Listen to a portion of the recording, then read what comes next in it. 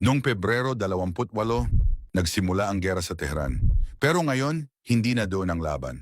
Nasa iba't ibang lugar na. At hindi iyan aksidente. Iyan ang mismong plano. Nang bombahin ng Amerika at Israel ang Tehran, simple lang ang target. Tanggalin ang liderato. Wasakin ang command. Tapusin ang gera agad. Pero hindi natapos. Sa halip, may nangyaring mas kalkulado. Biglang nawala sa usapan ng Tehran. Ang focus ng mundo lumipat.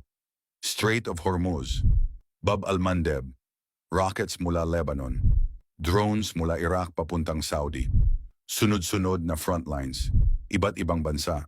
Pero iisa ang pinagmulan, 5 sabay-sabay na labanan, pero wala sa Tehran. Hindi makaganti ang Amerika ng direkta. Hindi pwedeng bombahin ang Iraq para sa utos mula Tehran. Hindi pwedeng atakihin ang Yemen nang hindi lumalala ang gera. Hindi rin basta masira ang Hezbollah nang walang panibagong digmaan. Kada pressure, lumilipat ang laban. At habang lumilipat, mas nakakahinga ang Tehran. Hindi bago ang strategy na to. Ginamit ito ng Soviet Union sa Vietnam. Ginamit din ng Amerika sa Afghanistan. Hindi sila direktang lumaban, pero pinahaba nila ang gera. Hanggang mapagod ang kalaban. Ito ang ginawa ng Iran sa loob ng 40 taon.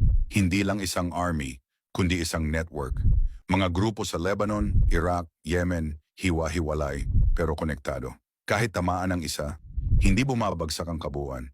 Ang pinakadelikadong kalaban, hindi yung direktang lumalaban, kundi yung pinipilit kang lumaban sa lahat ng lugar, habang sila nakaupo lang sa gitna. Ang mundo, unti-unti nang natututo ulit ng leksyon na ato.